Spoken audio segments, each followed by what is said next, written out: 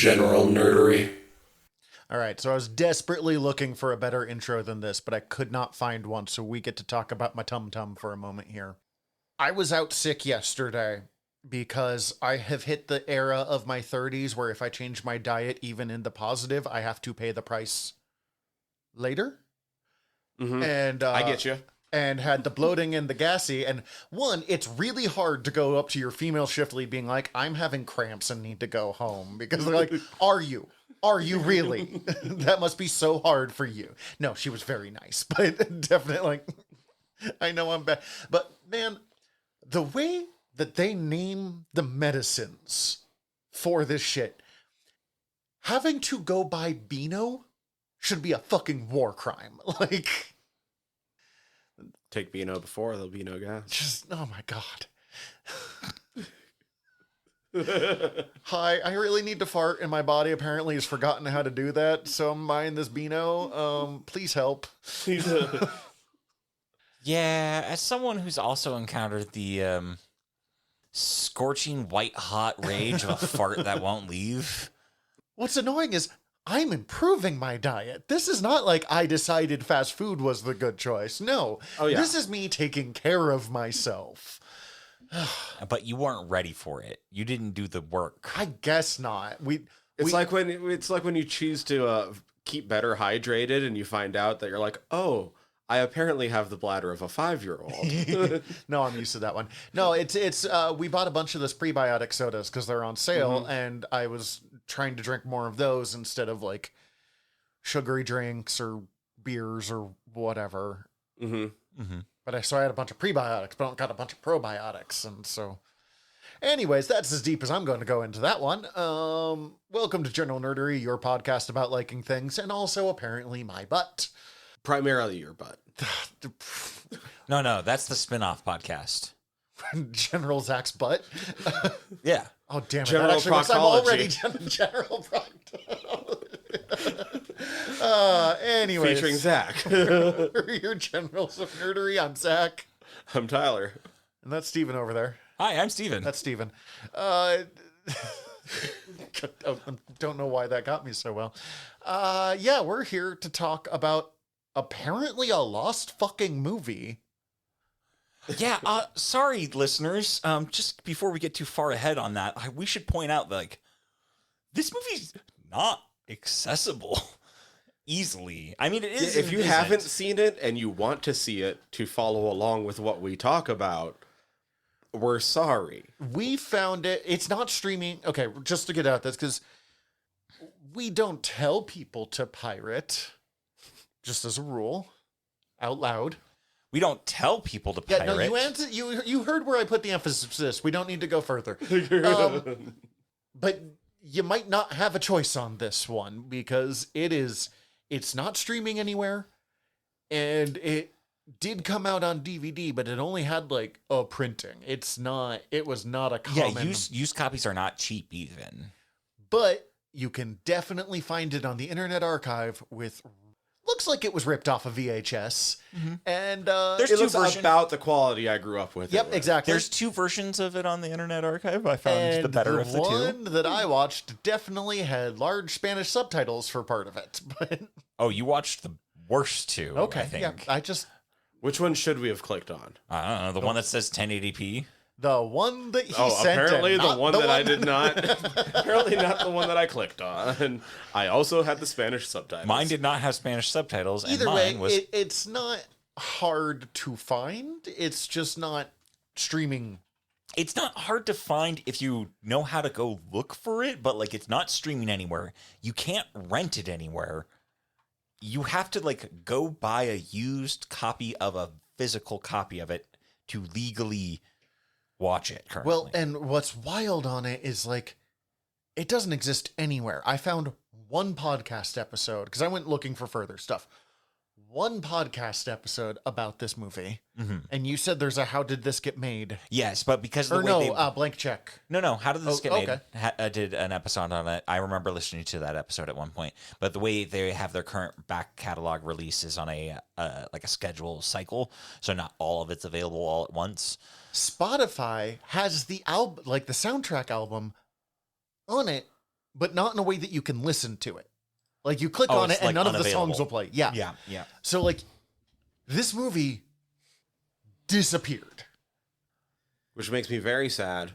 I kind of plan on emailing like Arrow and maybe seeing if they'll get on acquiring the rights to do a giant awesome re-release.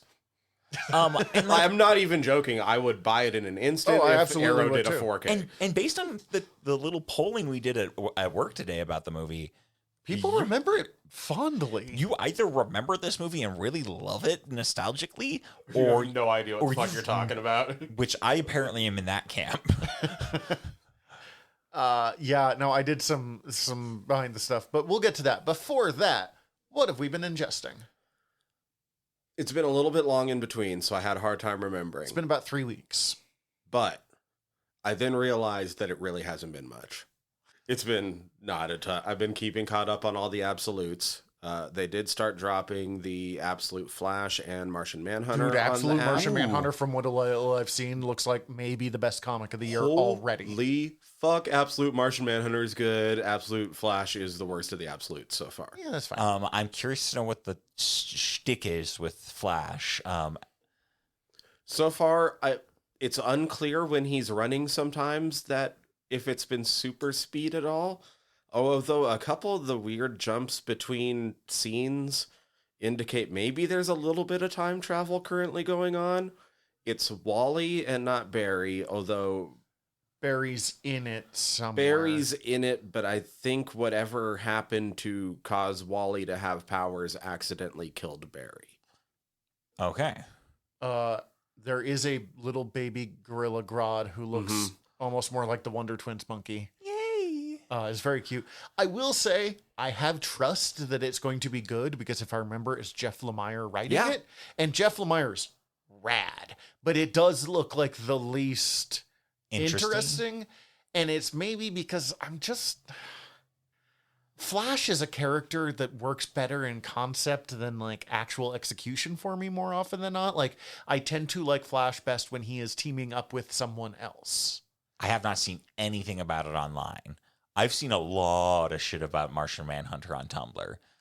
The cover art for it is gorgeous. Well, one, it's Denise Camp writing it. Denise Camp is also writing the Ultimates over on the Ultimate Universe line. He's someone that I didn't know shit about. And then suddenly they're putting out some of the most interesting comics from both companies.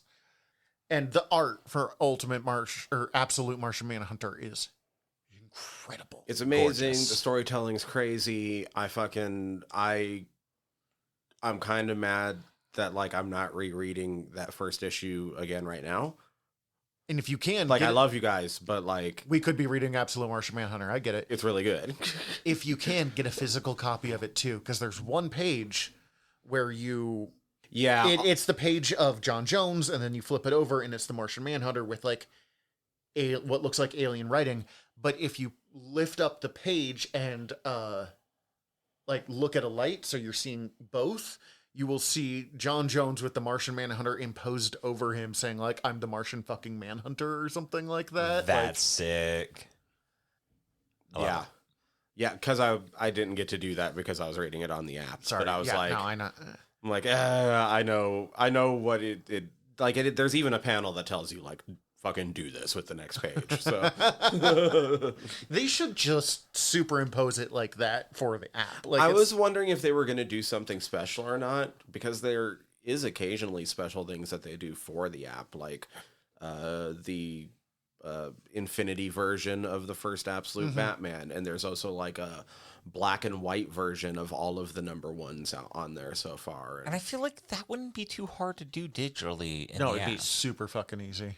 I mean, I don't know what their fucking infrastructure on how they do that, but it could theoretically just be a third page that is just But they also just there. might update it at some point in the future, yeah. because it's also on an app and they have the ability to do that. It's also just getting to the app now, right? Mhm. So Yeah. Absolute Green Lantern is not out yet. Not, it? Okay. It's not on the app yet. I don't know if it's. I don't think it's out yet. It also does not look... No, the first issue is out. Okay. It's much more of a horror comic, apparently. ooh, It does not look super interesting to me. Not because it's a horror comic, like that's fine, that could be really interesting. There was a great alternate Green Lantern comic where she was basically a ghost that told ghost stories, like kind of like what the Phantom Stranger or Madame Xanadu or like the old like horror host characters. So like there's very much ways to do it. I don't remember why the book didn't grab me, but both Absolute Green Lantern and Flash, I'm sure they're going to be great, but they're just not, whatever. Although I had seen it before because it kind of like swept across the internet when the issue initially dropped. Getting to the point in Absolute Batman where I got to actually like read the panel in context of him fucking drop kicking a toddler off a yacht had me smiling for the rest of the day. Dude, like Scott Snyder's Batman run is iconic, and it's not my favorite Batman run by any stretch of the imagination, but giving him a Batman that he can just go full balls to the wall with is inspired choice. It's such a good call. Have you guys seen that panel? I've seen the panel. I have not. This is the first I've heard of it. It's literally Batman holding up like a little weird toddler kid that's like trying to stab him or something. I don't remember that part. So it's the last issue of this first story arc, and the main villain's been Black Mask. You know that he's out on this yacht. Batman's like airdropping in, and one of the constants as you've been like running into Black Mask throughout the series is like his two closest like henchmen are these weird mutants that they really haven't explained yet. They kind of look like red Twi'leks, except they keep wearing these like weird helmets. You kind of only see the tentacles coming out and not really the top of their heads at all. And they seem to like not actually have any powers or anything. They kind of just seem to be homies with Black Mask. And that's why they're so close to him. Okay. So the male, because there's a dude, a chick, like there's a couple and they have a kid. And like he's just like chilling on the back of Black Mask's yacht, fucking DJing. And Batman fucking airdrops in, lands right on top of him, like slams his head off the fucking ground a couple times, looks over, and there's just like a crate full of life jackets. So he grabs one out, just like almost chokes the dude out with it, and then throws him overboard the yacht. And then the kid shows up, and the kid has a knife, and he's like, "I'm gonna cut you, fucker." And just like runs at Batman. Batman picks him up with like one arm, and the kid's like, "Oh no, you wouldn't do anything, I'm just a little kid." And Batman grabs a life jacket, rips it around his fucking neck, and punts him off the side of the yacht. The whole thing it is Batman on steroids. It's Batman on acid. Like, it really is just... I think that's Batman on crystal meth. Just everything I have seen about it is just how far can we take Batman when we don't have to What's worry. the truck stop equivalent? Is crystal meth just the... That's just the thing? yes. Okay. It might be him on trucker speed. Yeah, that's fair. It just... PCP I had seen it was the before. drug my brain was trying to reference, but got the wrong thing. I had seen it before, and honestly, the context doesn't add much, but just getting to that point, like naturally, I was like, this is great. I have Nice. been seeing more pics from one Absolute Wonder Woman, and it does continue to look absolutely incredible. That's the other one I've seen the most on my Tumblr feed. Yeah, because it gets, like, it starts off a little bit slow, but by like 3 issues in, it starts taking off in a big way. It's super good. It's also the books that are taking the most risks with the art that I have noticed are getting the most attention. Nice. I finally watched Boy Kills World. Ooh. I put it on being like, this looked fun and dumb, and like if I zone out and play some Marvel Snap, that's not going to be a problem. And I started watching it, and like 5 minutes in, I was like, oh, I need to put my phone down. There's a lot going on.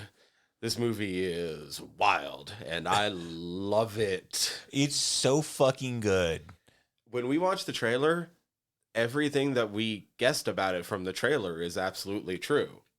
It is, what if a revenge story was Sucker Punch, but with the sensibilities of Scott Pilgrim? Okay, yeah. Mm-hmm. That's the best way to describe it. Okay, yeah. Like, And a fucking great cast of people. I really like that's the one that But- had Famke. But the fight choreography of the Raid Redemption, which I did not realize, and holy fuck, that movie goes hard as balls. And the super obvious twist completely covered up the actual twist at the end for me. Yeah. Oh, yeah. I kind of, yep. There's a real obvious twist that they set up that you're kind of just sitting there waiting for when they're going to drop that info on you. And it completely covers up the fact that there's something else going on. Mm-hmm. Yeah, I love the cast. It's really great. Famkin Yamkin. That's not how you pronounce her name. It's Famke not. Janssen. Thank you. You're doing great today. It's all for the listeners. Okay. It's all for them. And then I forget who the woman is who's under the mask the whole time, but she's in a couple other things. Oh, Jessica Roth. She was in Happy Death Day and Yes. Happy Death Day to You Too, Yes, that's her. or whatever that title is. And she is also cut as fuck in this movie. Fucking rips. Oof. Yeah. Loved it. Fucking loved it. Oh, Loved it. who's the mumbling guy that he couldn't understand? That's what I was going to bring up. So, something that they don't really give away in the trailer that was one of my favorite things is that technically all of the dialogue you're hearing is just how the boy is lip reading everything. Because he's deaf and mute. Because he's deaf and mute. So there is a character in the movie who is either speaking a language he doesn't understand, or is speaking entirely in slang he doesn't understand, or a dialect he doesn't understand, and it makes... None of what he says makes any sense. Oh, and it's Isaiah Mustafa Yeah. playing him, playing Benny. Oh God, there's some really great people in this movie. Benny, yeah. Fucking fantastic movie. That was another one where I was like, oh, I am so fucking glad I finally watched this. This movie is right up my alley across the board. I really loved Brett Gelman in it. Yes, I'm surprised. I don't think he was in the trailer. No, there was a lot of there. It's kind of a big cast that kind of just like, well, they needed a big cast to have it be disposable people. Mm-hmm. Yeah, that movie was I think a little bit underrated, and I think it's a worth watch. It's fun, it's campy, it's fucking really balls to the wall action in a way that is awesome. Since it's been getting nice out again, I've been playing a shit ton more Monster Hunter now again. Oh, good. Noise, Been fun. That's noise. about it. Started in on the audiobook for the first Red Dwarf novel, Infinity Welcomes Careful Drivers. I never finished that book when I was younger. How is it? It ends a lot darker than anything in the series. Everything in that book was a lot darker than in the series. No, it's great. So the thing that I was like, oh, I need to start listening to this immediately was I found out that the audiobook is narrated by Chris Berry, who plays played Rimmer. Arnold Rimmer in the series. Nice. But the thing I didn't realize going into it, other than it was him doing it, was that part of how he got his job on Red Dwarf was he was on a previous comedy program as an impressionist. Oh shit! So he has really good impressions of the. So different... when he does all the different characters, he's putting on not heavy but light impersonations of all of them that are spot on. He also originally auditioned for the role of Lister, which I cannot imagine what that would have been. Mm-hmm. So that has added a whole new dimension, though, when I'm just like, oh, it just sounds like Lister. God, I'm Oh, curious. it just sounds like Holly. I'm curious what that would have been like too, because him and Craig Charles hated each other for years. Huh. Hmm. I love it when people are really talented like that. I need to get my BritBox subscription re-up so I can watch more Red Dwarf again, because it's so fucking good. I need to get more Red Dwarf too.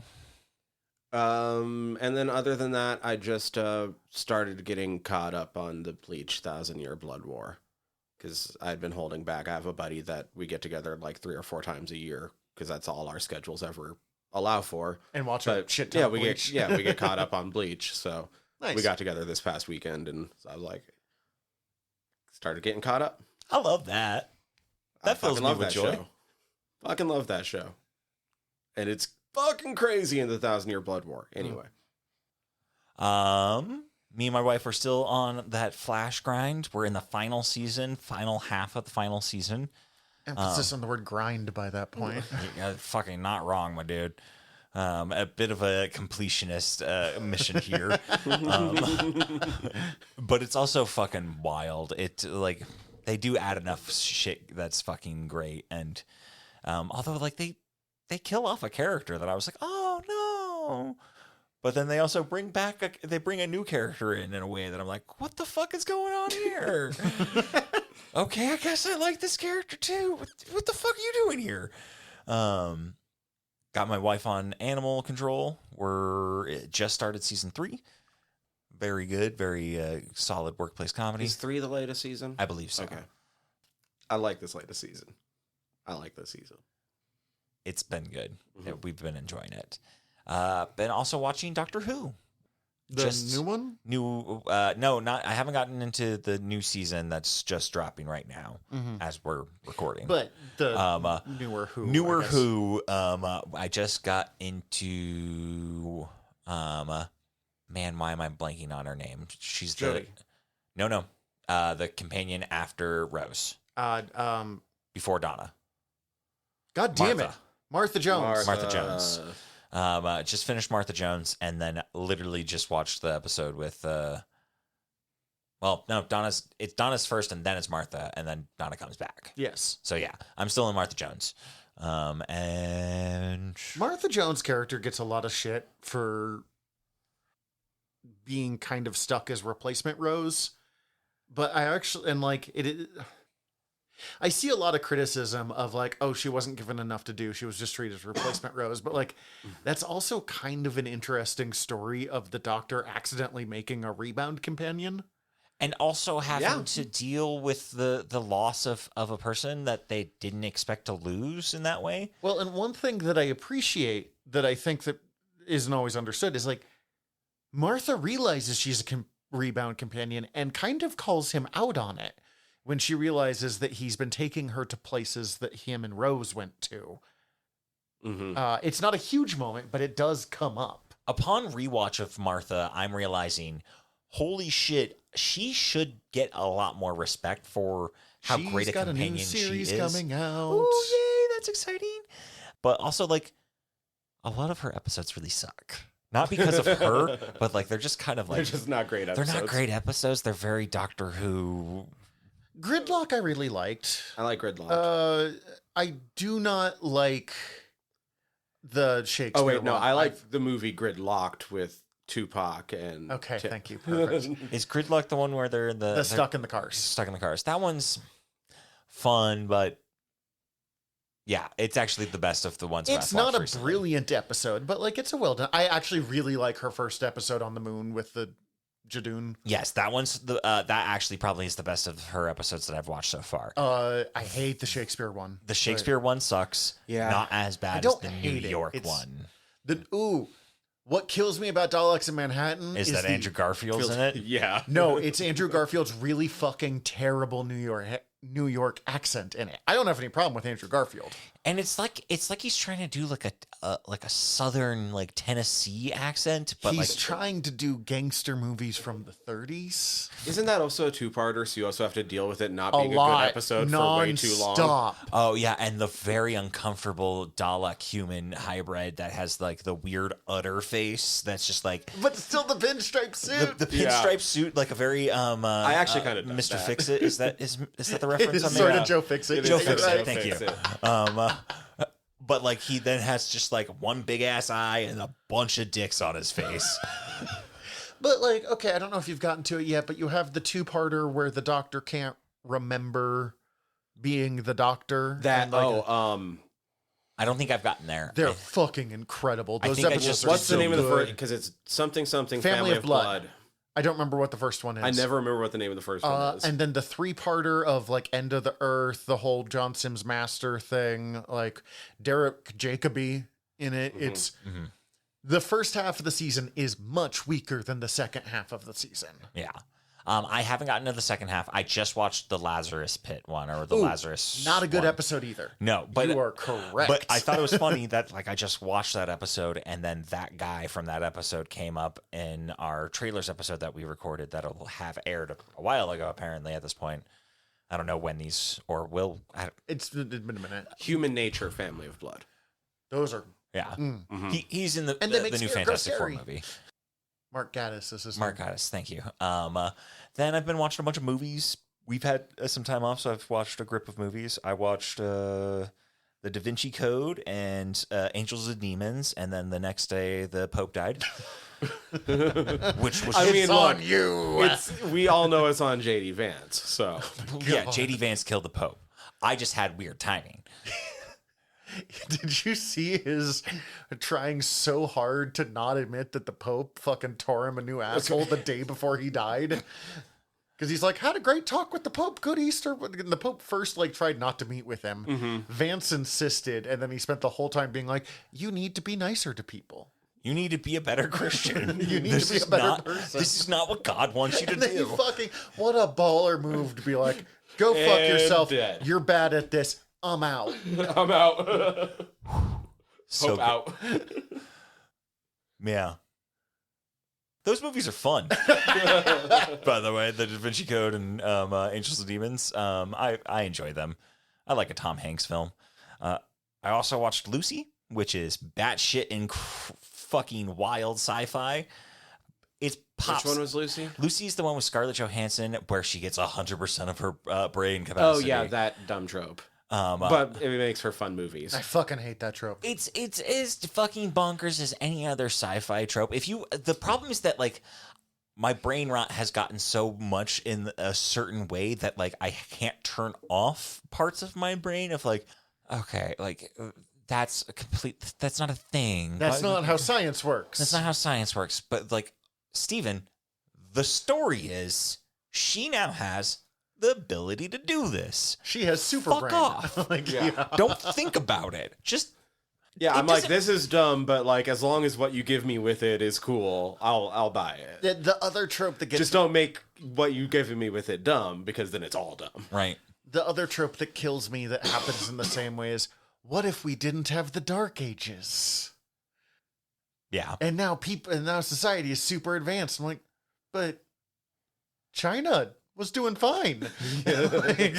Like, Lots of places doing fine, guys. Most places weren't Europe during that period. also, that's a really bad. Okay, I'm sorry, we're way off. But like, so like the other problem though is the other movie is literally just cliche after cliche after cliche. She literally actually gets to the point where her brain gives her so much power that she can project her consciousness or whatever through time, and she travels all the way back in time to meet Lucy.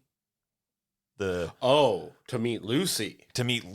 Like the earliest, the known... earliest known hominoid bones we have of Lucy that's named Lucy, because it's a bit that like a fucking dude bro who sets her off on this quest by like fucking her over at the beginning, like tries to I like really thought you were just going to say by fucking her. And I'm like, well, I'm pretty sure she does fuck him, but she got so bored by it that she went back in time and met the earliest human being. this dude has to deliver a briefcase full of drugs, and he tricks his girlfriend into delivering it for him by literally handcuffing her to the case. That's not tricking. Well, That's not how tricking works. he tried very hard. The trick was he went, look, an eagle. And then You're not far off. And then and then they pull out some fucking science-y bullshit of like a hormone that's present in babies that kickstarts their growth that like they figured out how to synthesize, and she's chock full of it. This movie sounds so bad. Oh my But God. it's directed by Luc Besson, who did The Fifth Element. Yeah. That explains a lot. So that explains a lot, but it's also like multilingual. That's But the they Fifth don't Element guy. subtitle anything. nice. So there's just French, actually, I'm guessing, in there? I think they subtitle the French. They don't subtitle the Korean. They don't subtitle the German. They don't subtitle unless it's direct dialogue. You need to know a lot of it. Just speaking Korean. Fun fact, it was all fuck your mom. It could have been. I don't know. But it was every time that they're speaking a different language. That's all it was. I know our very nice coworker offered to translate some of it for us. We were like, no, please do not do this to I don't yourself. even want to recommend this movie to you.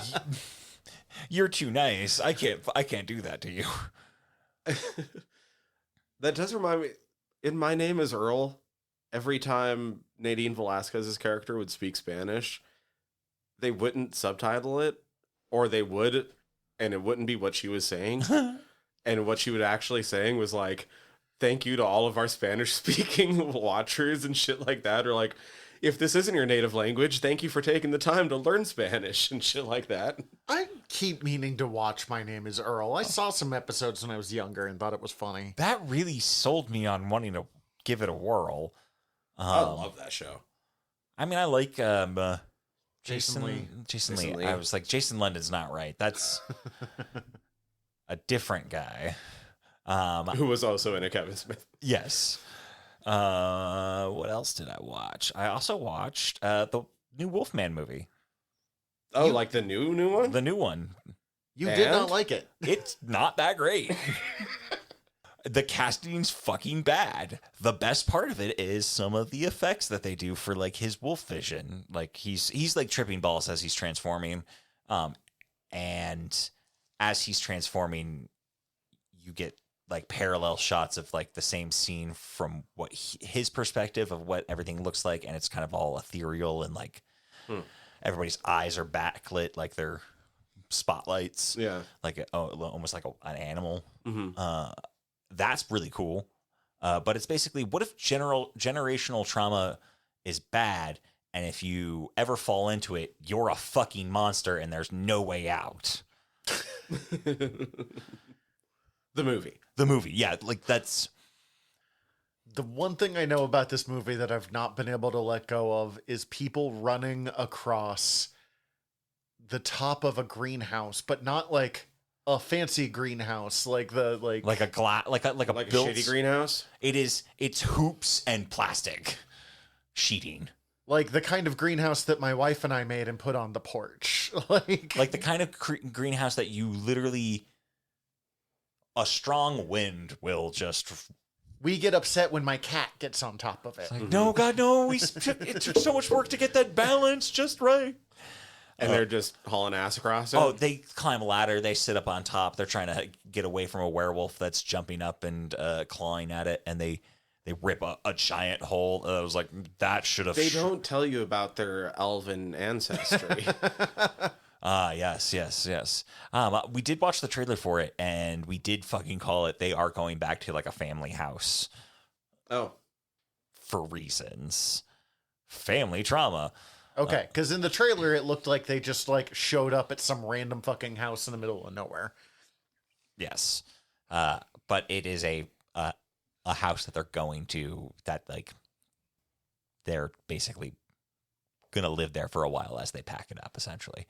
It's really not that good. I can't recommend it, but I wanted to talk about it since we talked about it on the trailer. But I'd be curious to know if you watch it and like it. But it's streaming on Peacock at the moment.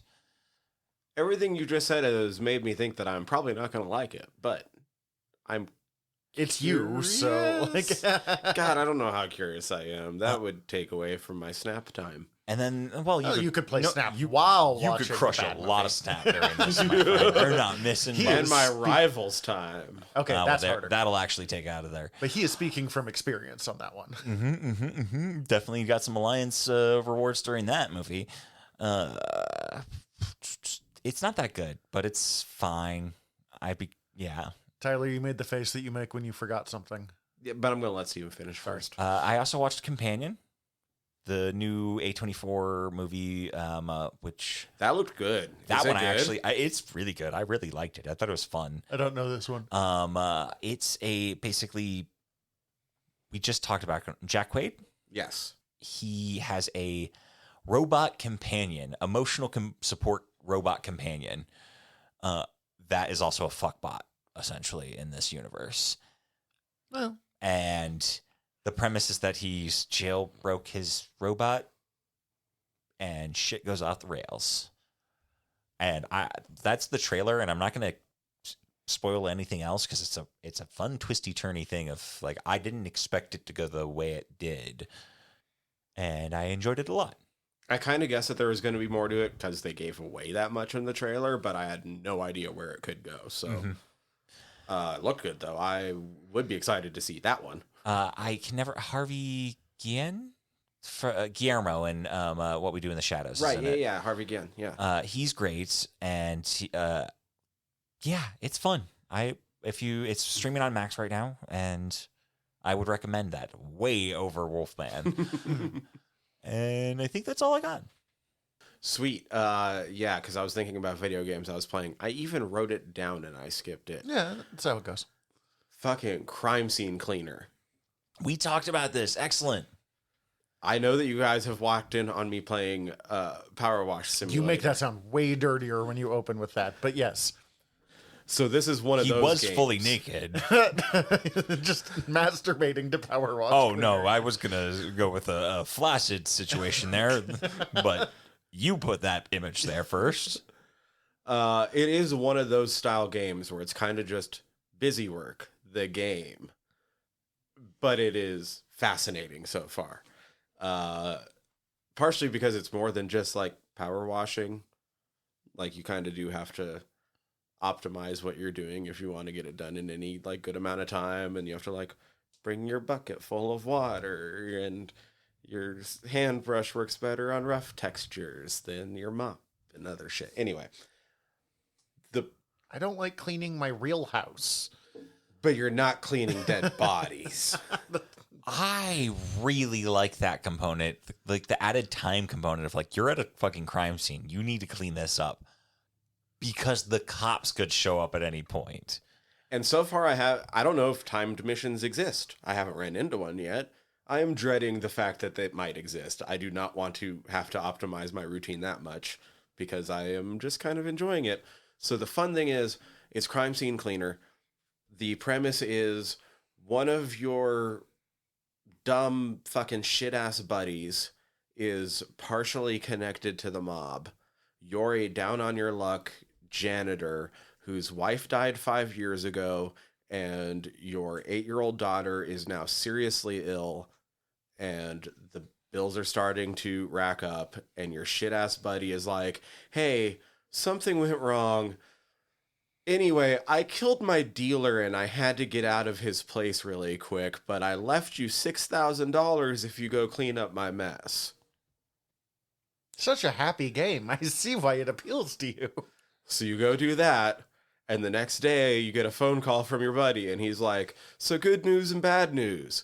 Bad news is my boss knows what happened. Good news is he's impressed by the job you did, so you're hired. You work for the mob now. It's not professional crime scene cleaner. You are a mob crime scene cleaner. You're Mr. Wolf, Yes. but less cool, I imagine. Yeah, you're kind of like sad janitor. Who's like, it's kind of like Breaking Bad, except you're Winston Wolfe instead of a drug dealer. But and it's also like your daughter's sick enough that she's not even living at home right now. You're like going home to like your dog and petting him, and every time you do, there's voice lines of just like, oh yeah, who's a good boy? Not your daddy. Your daddy's working for the mob. Oh, Okay, that is the biggest sell to this fucking game that you've given me so that's the far. biggest not sell to this game. That makes me sad. But so far, the other intriguing thing is like, if you explore the different levels beyond just the sort of basic crime scene right in front of you. So part of like upgrading your character and the amount of experience you earn at the end of levels is based on how much money you make. So obviously you get like full pay for doing the full job. I haven't ever done not the full job, but it does seem in the end of the loadout screens that like it's percentage based. If you left something, then it does knock some off of whatever the job was that you were promised. But you can earn extra money by stealing shit from the crime scene. Ooh. because it's a mob crime scene. Most of the time it's like, well, these dead bodies that are being disappeared really don't need these rings anyway. You know what? Yeah. Well, I could use a fucking kilo of cocaine, I Exactly. guess. There is so many drugs lying around, all of the crime scenes so far. But while you're doing the searching for those things to steal, sometimes you run across these secret areas. In a lot of the levels that I've done so far, they've added weird little strange U-turns and extra depth. Sometimes sad, sometimes just like, I was not expecting this at all. That first level, when you're cleaning up where the dude killed his fucking drug dealer, turns out the drug dealer was a serial killer with a couple of fucking bodies up in his attic. Well, luckily you're a crime scene cleaner. And you gotta get rid of them too. Mm-hmm. Fuck, that's great. Another one was like one of the fucking some dude with mob ties doesn't like his daughter's new boyfriend, and he definitely got her hooked on drugs, but the rest of the dude's rambling in like the message you receive from him kind of seems like general overprotective father bullshit, other than the drugs. Like that seems pretty on point for everything you've ran into so far. Mm-hmm. So you're like, dude's an asshole, but it's probably fucked up, really extremely fucked up that like dad killed him. You get there and there's like a couple bodies, like dad had killed like him and like one of his homies that was over at the time. When you find the secret area, it turns out that boyfriend was a human trafficker and homie was prospective buyer for the dude's daughter. Yikes. Such a happy, relaxing game, Tyler. I've been having a great time with it. Yeah, no, that sounds interesting. There's also a really sad part of that level too, but you know, as opposed to all the happy shit that you were just telling us about. Well, it's happy because they killed a human trafficker and a prospective human buyer. And then it's sad for other reasons because there's human traffickers and human buyers. Yeah. Anyway, that's it. All right. I have 3 very different things. Very different from each other and very different from that. So I mentioned last time that I had started re-listening to some of the Dresden books. Which I love that. Which I've gone nuts on. That makes me so happy. Not that like we're not already Dresden fans that have done episodes about it on this show. We've done 2 or 3 episodes on the Dresden Files before, and we keep meaning to do more. I don't remember if it was on mic or off. Steven suggested doing the Dresden Files TV show, and I kind of think we should just do like a month or 2 of like bad adaptations and seeing if they're actually like decent shows in their own right. So we could do like that or The Watch or, there's all sorts of stuff that you're like, this is fucking awful if you're loyal to the source material, but like, Paul Blackthorne's fucking great. But so this is not all, these might not all be in order, but these are the books that I have gone through in the last like 3 weeks. Death Mask, Blood Rights, Deadbeat, Side Jobs, which is the first book of short stories, Proven Guilty, White Knight, Small Favor, and I am on Briefcases, which is the second book of short stories, and then Turncoat after that. All of the ones that meld together for me. And not in a bad way. But they're also like the best of them, in my opinion. I think Dresden suffers from power creep as the books go on, and this is before the power creep goes utterly insane. But that's its own thing. Mm-hmm. Really enjoying them. This is the point where he has learned how to write, and write women in particular. Like, they have agency and character and personality, and he stops saying the tips of their breasts 2 or 3 times a book. Right. It does come up still. I used to know the exact count of how many times it came up in like the first like 15 books, but it comes up like twice in 3 books or something instead of all of it. I fucking hate how he describes kissing though. How does he describe kissing? I wanted to taste her mouth. I don't like that he says it out loud, but he's not wrong. Like, no, I'm not saying it's wrong, but like, I like kissing. Kissing's honestly one of the better things in life. Never once in my life have I been like, I want to taste that mouth. Well, when you do it like that, it sounds wrong. But you're not imagining like a Harlequin novel romance version of it, of like, and I wanted to taste her mouth.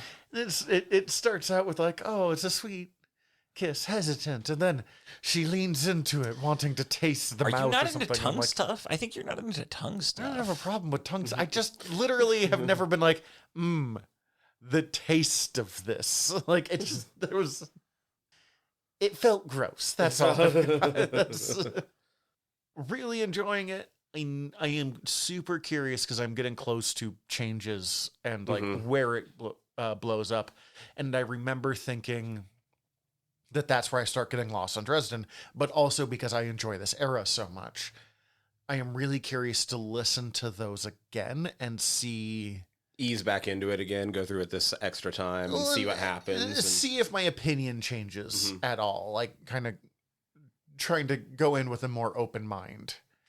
I am, and you and I have been texting back and forth a little bit about this as we go. I am firmly his first girlfriend Elaine over any other romantic interest. I like Murphy. Yeah. I get it. But like her entire, here's why we probably shouldn't be a couple. Not a single thing she says is wrong. No, I've went through it enough times that I think I agree with you. I just, like I told you in the text earlier, like it's way too early. It's way too easy for Elaine to be Komori. Secretly an evil necromancer. Which I'm hoping is far too easy and is just a red herring. Well, the only other person I could think of it being is Lucio, and that would make zero sense whatsoever. I really like Lucio in my re-listen. Jim has said in interviews that when we learn who Komori is, it's going to be a fucking gut punch to Harry. Of course it is. Jim, you didn't have to tell us that. We know how you treat Harry through this series. It's going to be Elaine.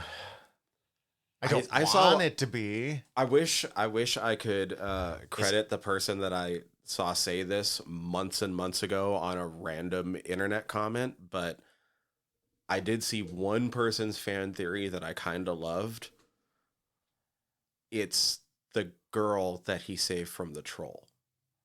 Oh, that would be fun. Like, it would be a gut punch, but it's not. It's Elaine. It's not. It's Mirror Molly. It's not. Mirror Elaine, which is a theory I saw. Yeah. Anybody who's died important to him that could come back? That'd be a if real it's secretly Murphy, that would be fucking there's wild. no way it's Murphy. I'm not saying it is. I'm trying to think of people who Just died. how much I hate when you bring back dead characters. I think that's a real gut punch a lot of times, especially real insult to injury kind of situation. His mother. That one is, I think, in one of, like, the top 5 choices His in the community. sister he didn't know he had. Justine. Oh, the ex-girlfriend that he had to murder. Susan's alive and also a necromancer on top of being kind of vampire. I will say their kind of bondagey sex scene is, as much as I don't like the kissing description, that scene's pretty hot. It's Lash. Yeah. It's So, yeah. I'm kind of team him and Lash in a weird way, too. yeah. Lash, by the time she ends up being fully Lash and not It merely really the is shadow of Lashiel. impressive how quickly you go from like fuck that character to like, oh Lash. Like, But don't. oh no. Oh, it's secretly Michael somehow. Sorry. And then Michael is Cowl. especially with the voice that who is it that does the audiobook? Spike from Buffy. James James. Masterson? James Marsters. Marsters. Marsters. For the record, Steven, there is a set of recurring bad guys that we still have no idea who it is in Like the series. 12 books later. Oh yeah, no, I'm just over here, just like, nope, no clue. Yep, I knew this was...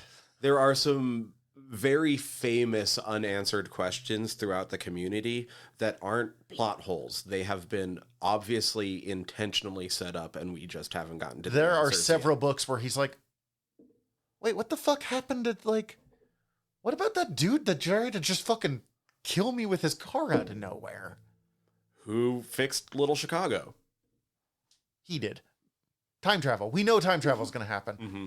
Unfortunately, Jim Butcher is also a little willing to talk in ways that No, I kind of wish he wouldn't. I'm gonna just retcon that. I know that it's actually Big Chicago who fixes Little Chicago. He's a new character in town.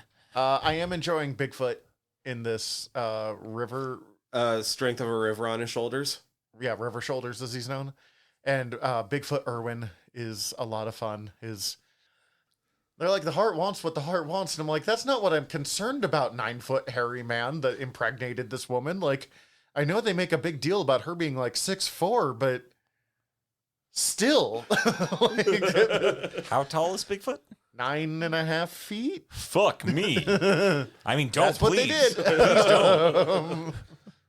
And then on the... God, this is terrible to transition from that joke to this. Okay, so... One, I had the thought the other day when I was like, I wonder what my life would be like if I could control where my, like, organization and, like, motivation goes. Crime scene cleaner. Yeah, probably. Because on last Wednesday, I was like, I am going to clean the living room and get it from, like, okay where it is now to, like, actually clean. It'll make Cece really happy. And instead, I finished 2 projects that I started over a year ago and abandoned, completely reorganized and cleaned my craft room, which was desperately needed, and got my motorcycle out and running again. Oh, yeah. In a day. During this, because one of the projects I was working on is the Green Ranger's Dragon Shield, which is like his golden triangle shoulder piece thing that the Green Ranger wears in Power Rangers. He showed me some photos of this. It looks uses dope. magnets to stay attached on. It's fucking rad. Hell yeah. I definitely have been having fun with magnets. How the fuck do they work? From Insane Clown Posse with it. But because I was working on that, and I recently discovered that YouTube has entire seasons of Power Rangers on the Nickelodeon YouTube. So I put on the 10th anniversary series, Power Rangers Dino Thunder. I'm 3 episodes from finishing it. I watched 32 episodes of Power Rangers in a day and a half of working on this shit. Noise. It is fascinating. It is, because I have never watched any Power Rangers actually other than Mighty Morphin or the most recent season, and even that was just recently. Yeah, yeah. And the anniversary special, which is thing. still Mighty Morphin. Like, this is the 10th anniversary series.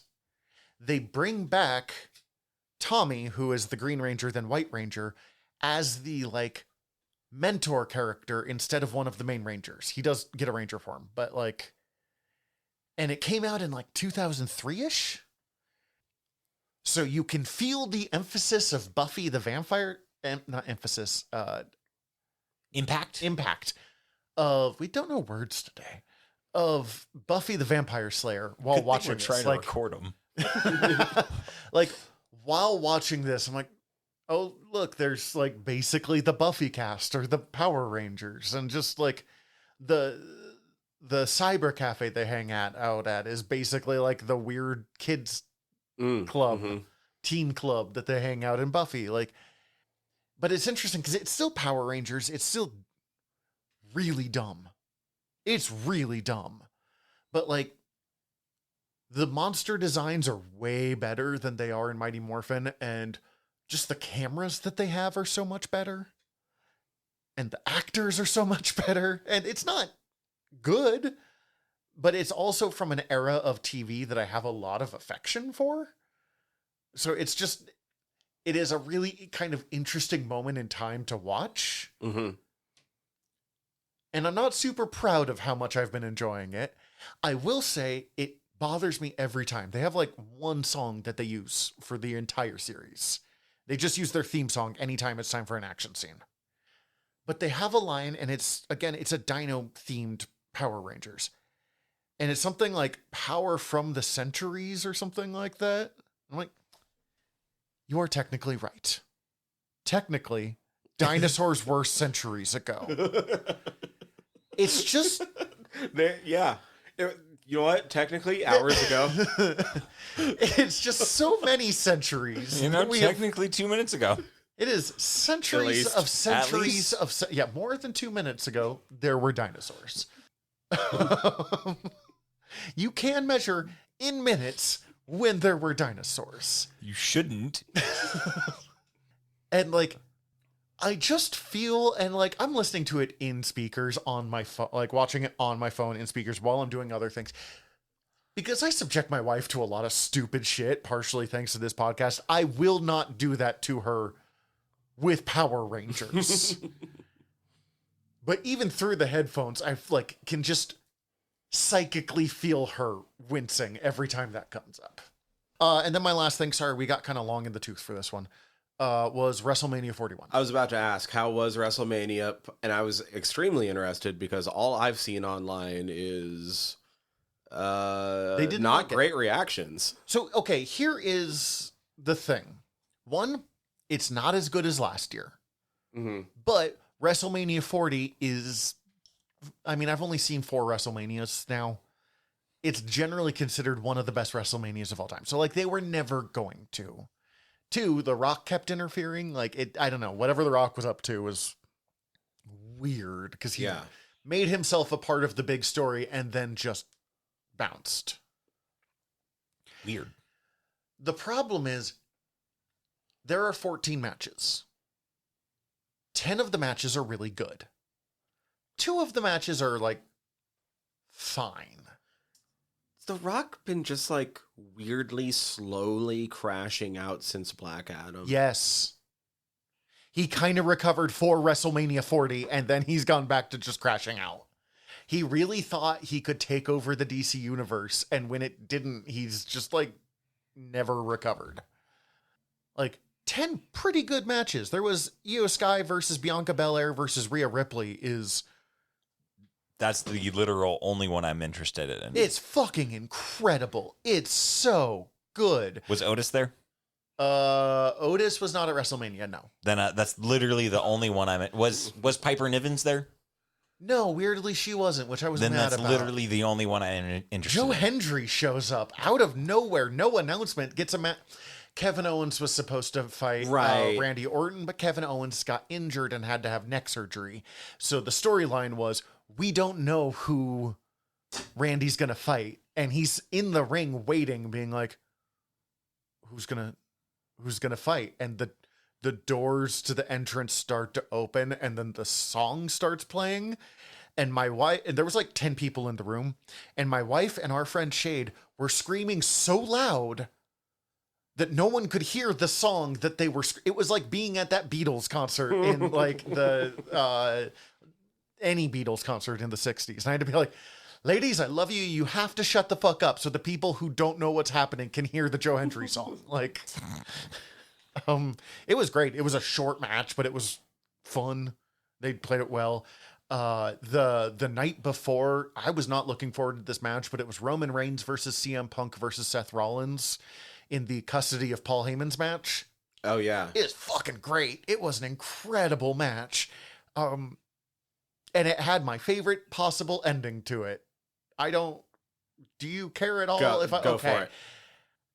I'm pretty sure I read it anyway, and I'm just blanking right now. Storyline, Paul Heyman is Roman Reigns' toady. He's the little fat bald guy that like follows him around looking happy. Mm-hmm.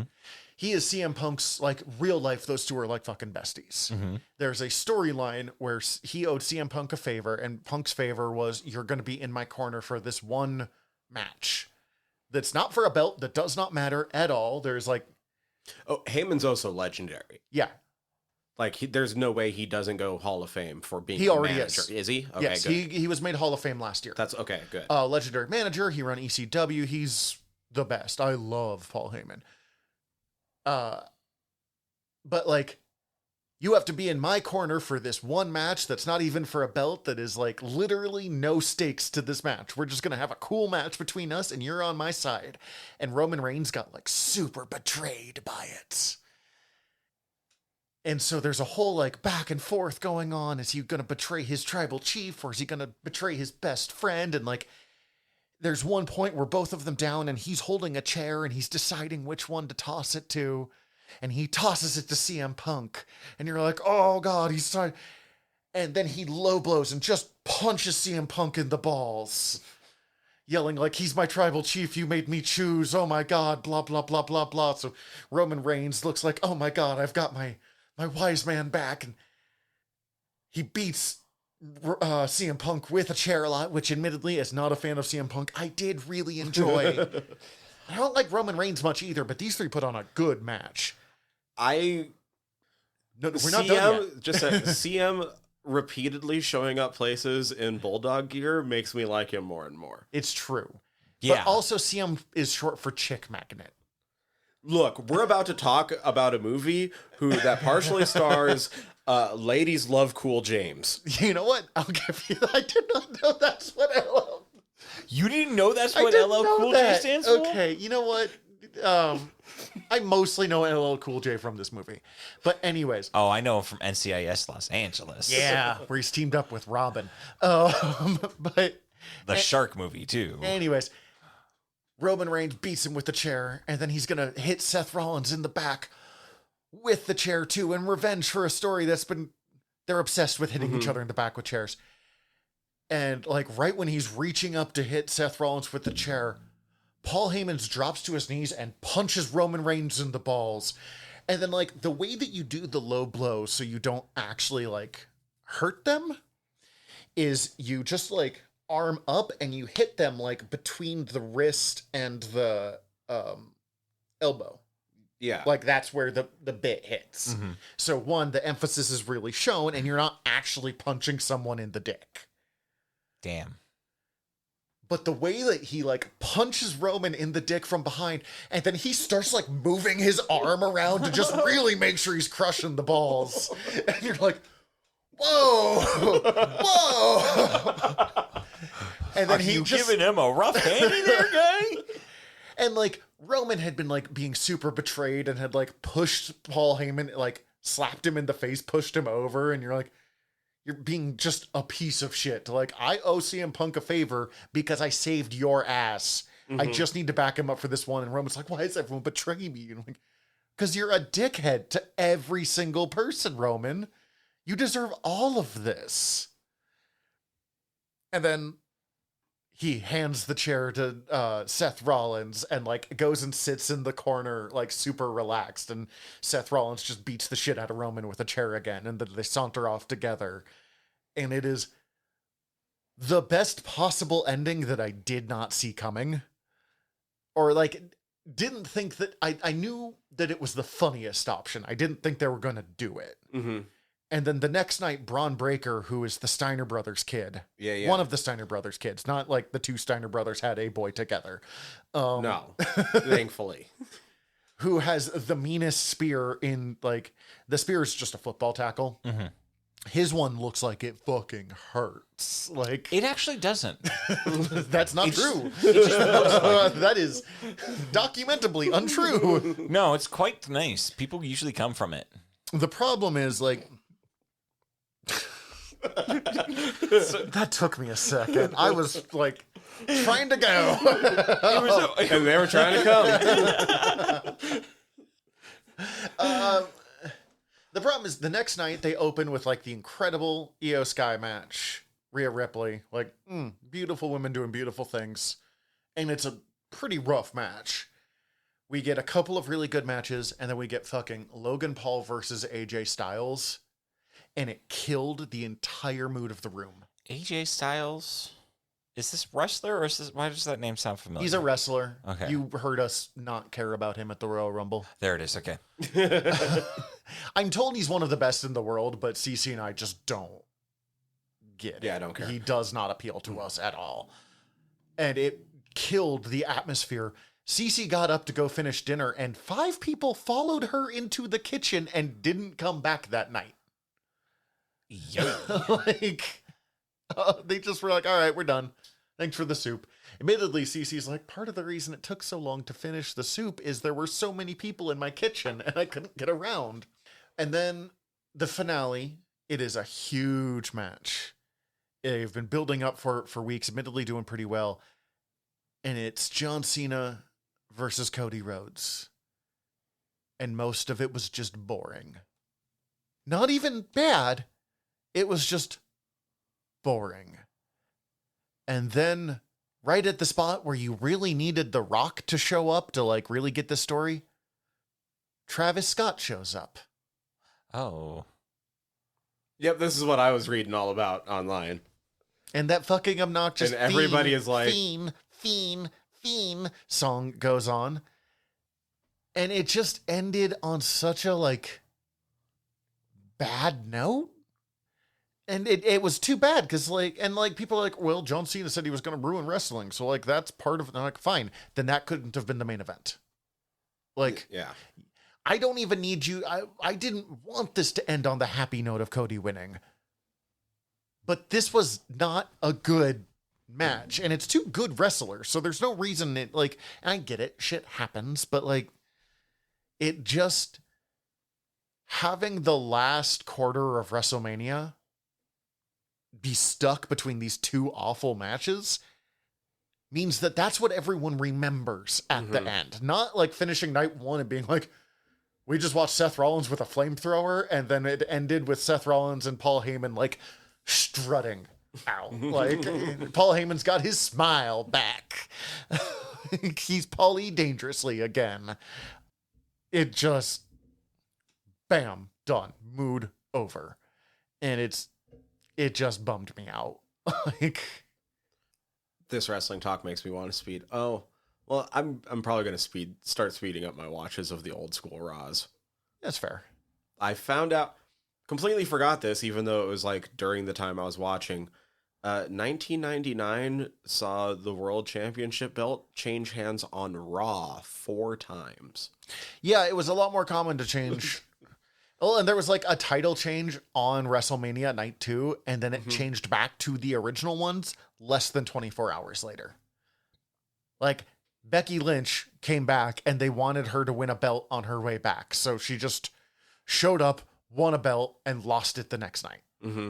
Like, yeah, come on, guys. That's kind of a thing I remember about wrestling at that point. Of like, that's a thing that somehow made its way into my brain of like, yeah, the belt just like can get like you could just steal the belt. You could steal the belt. You could just win the belt. The belt could be yours with one good move somehow. Yeah. There's literally they had to do a tag team match because they were doing a match for the tag team belts on SmackDown the night before, and a third team just showed up and took the belts and left with them, and they were like, "What?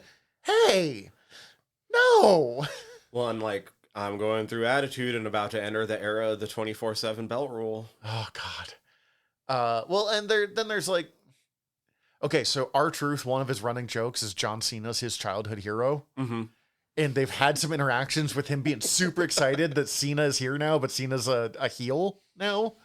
And like keeps ignoring him. His childhood hero is Yep. the greatest thing. R-Truth is a national treasure. And I'm under the opinion that the only person who should end John Cena's reign is R-Truth.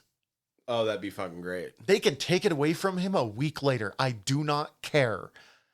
R-Truth should be the person to beat John Cena. Yeah. That's all I got. The Raw after WrestleMania was better than WrestleMania Night 2, and that's the problem. It was a great episode, though. Anyways, but that's a lot of good things happened, but the 2 bad things overshone the rest of it, and that's a bummer. That's what I got. Well, in that case, let's move on to Ladies Love Cool James. Take a quick break, and we'll come back to that, apparently. So, Cece is always like, she watches almost everything we do, and you can gauge the level of interest. Like, I'm always really fascinated to see what she thinks of what we're watching, and it gives me kind of a better opinion. I'm like, is this good or is this something that I'm liking? Mhm. And when I mentioned we were watching Toy, she got really excited because she also apparently watched this movie a lot as a child. And after like watching through this fucking movie, I was like, you know, it explains a lot about my wife and me that both of us, this was like one of our foundational childhood movies. Yep. Put this and Wizards together and I start making a lot more sense. Point of inquiry. Why toys? I know we covered it on our word balloon season, but do you remember it was one of Tyler your brought it up. responses? Like, what do you remember what it was response to? I don't Or remember what it was a response What to, it came but up like in context to?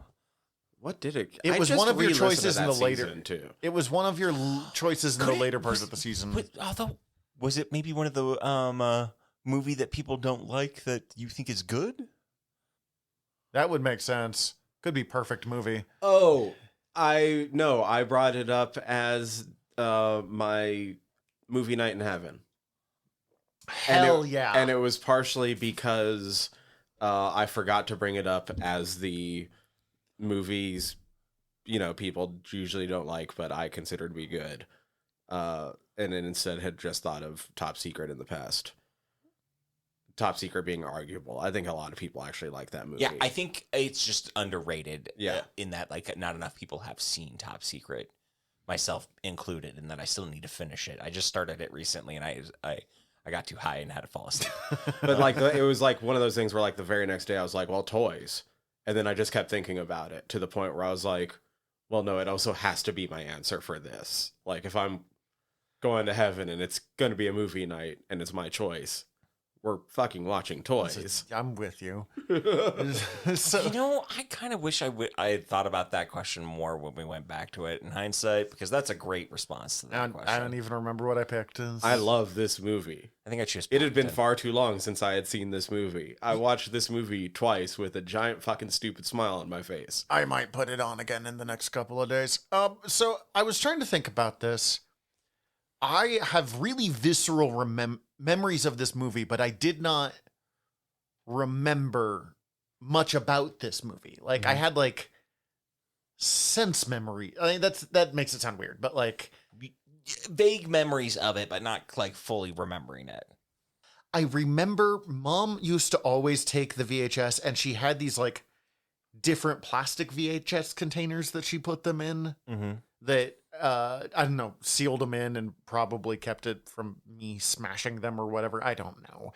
But like, I can remember that, like, I think about toys and I can remember like the feeling of that. Oh, you mean like the plastic case that would go over the sleeve? Yeah. Of the VHS, I remember And those. like clip them open and stuff. Oh, I don't like remember black the clip open ones. I remember ones that you had to like squeeze the bottoms of it to have it like. Oh, and yeah, they would- those were on my Rocky and Bullwinkles. But like I was thinking about this, I think probably this was a big movie for us until we got a DVD player, and it never translated over because we never got it on DVD. So I probably last watched this movie in like 2002, 2001. This would have been like a grade school movie for me. I watched this for the first time in 2019, God, I don't know. and then when the second last time I this watched. week. I don't know when the last time I watched this before this was. I feel like I might have downloaded it at some point when I was still working at Kmart and rewatched it then, probably with Jesse. Jesse, did we get high and watch toys? I know you're going to eventually listen to this episode, so did we get stoned and watch toys together at some point? I feel like we If did. not, you should. Either way, like, even if I didn't do that, I watched this enough when I was young that, like, it's been etched into my mind for a long time. I remembered a lot of these scenes pretty vividly. As I watched them, they came back. And I kind of remembered what was going to happen next. But like, if you had asked me before, I would have been like, drone warfare movie. Like, and this is one, like, another person to my boss at work is another person that definitely this was a movie that he loves. I'm able to reference it with him. That happens pretty often.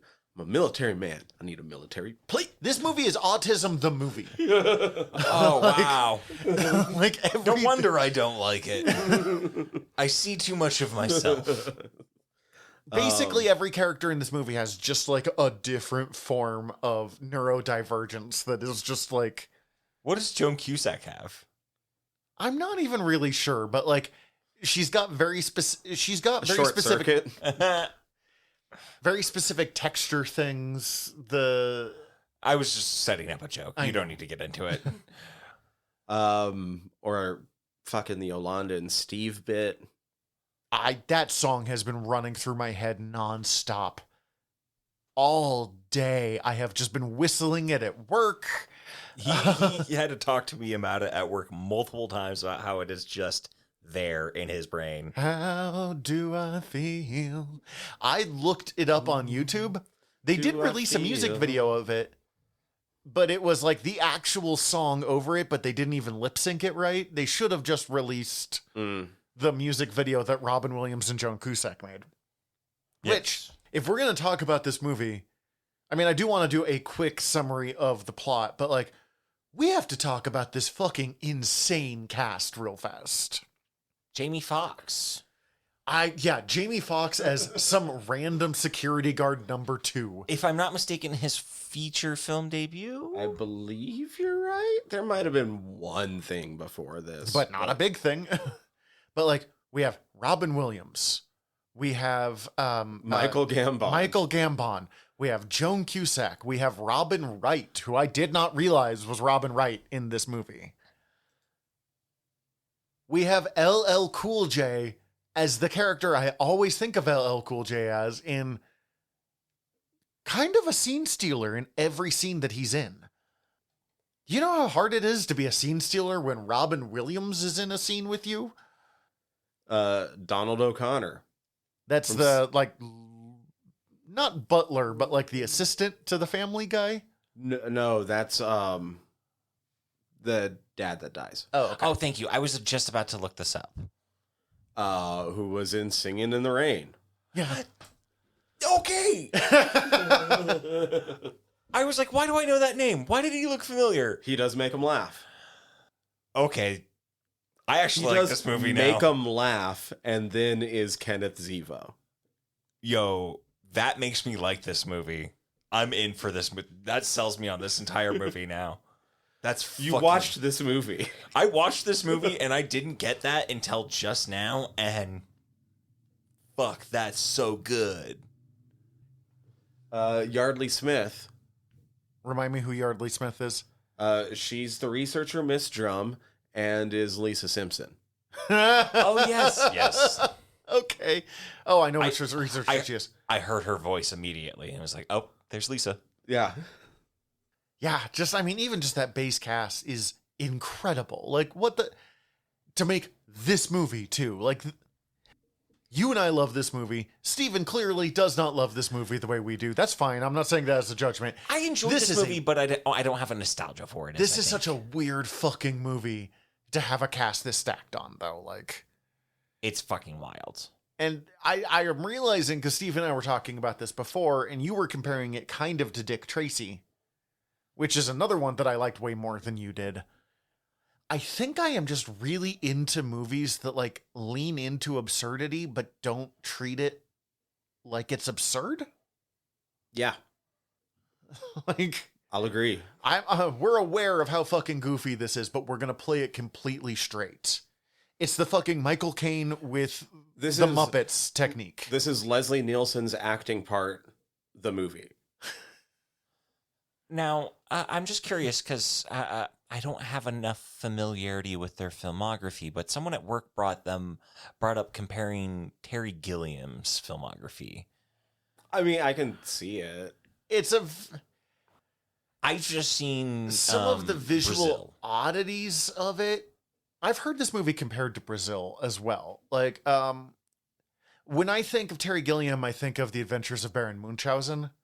And I tend to think of Time Bandits. Fair. Okay. I didn't remember those were his films. I know most of his modern work, like post Brazil and like zero theorem and like really fucking weird sci-fi shit he does. 12 Monkeys was Gilliam, right? Really? I think you're right on that. It's this movie is a lot more. It's weird to say subtle because this is not a subtle movie, but like as much as there's humor everywhere in this movie, they don't play it loud slapstick. They play like really quiet with a lot of the jokes. It's mostly just letting Robin Williams be Robin Williams at random scenes, but still pretty held withdrawn. back. Yeah, Pretty with like his character is a real working person.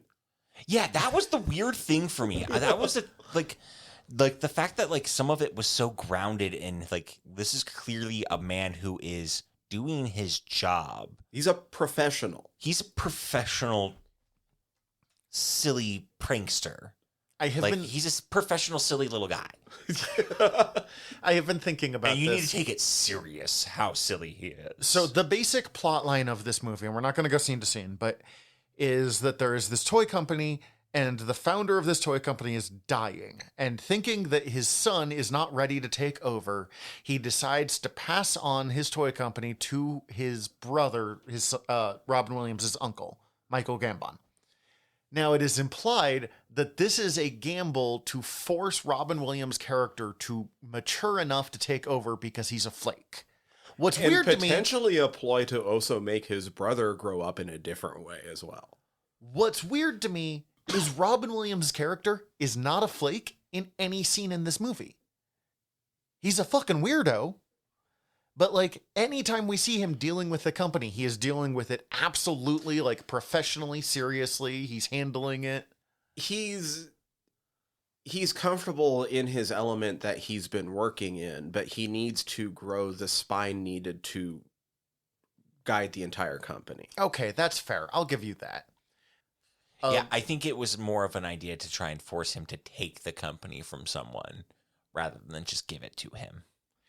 And then the uncle, who is a, like, 3-star general who's mad that he didn't get to stay at Vietnam. I will say the fucking bit about how he grew up in Britain for like during his formative years, so he doesn't have an American accent is the reason he doesn't get a 4th star. Is so fucking meta-narratively funny of explaining why Michael Gambon is American. Yeah, but he's also, an American general sounding exactly like Michael Gambon. Michael Gambon is so funny. and his American accent bit is fucking priceless. I don't even remember what he says, but it really got me going. I was already laughing at the setup, and then he does the American accent to really put the cherry on top, and it really fucking tickled me. He's so funny in every single scene. Like, I did not ever think of Michael Gambon as a comedic actor, really. Also, I didn't know I kind of wanted to wear some military fatigues with some of the fits he had. Dude, his bright colored military that fatigues. bright color one that was wearing, like a stained glass window kind of look to it. It was like, ooh, that'd be a fresh look for an Easter. Also, Easter the egg uniform hunt. that his minions wear that make them look like Street Fighter villains is kind of good looks. Yeah, like Street Fighter villains is exactly on point. They look like they work for Shadow. Yeah. But anyways, he decides he wants to get into war toys, and then he basically invents drone warfare. With child soldiers. With child soldiers. Because he's like, oh, we will just have kids think they're playing video games, but they're really like they're actually doing real life missions, which is also very Ender's Game. Now, you say he invents drone warfare.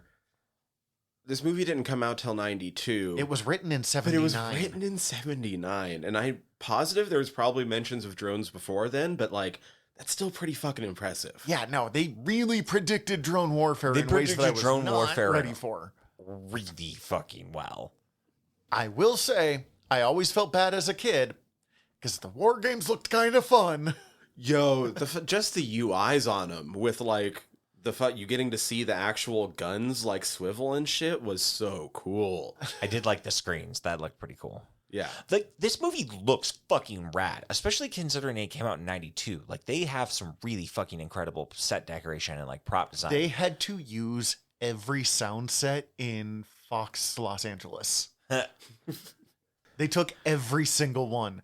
It's gorgeous. This entire movie. It got nominated Razzie for Worst Director, but did get nominated for Academy Awards for like 3 or 4 different things from the visual departments. I imagine, like, costume, set decoration, Exactly, or, stuff like that. production design type stuff.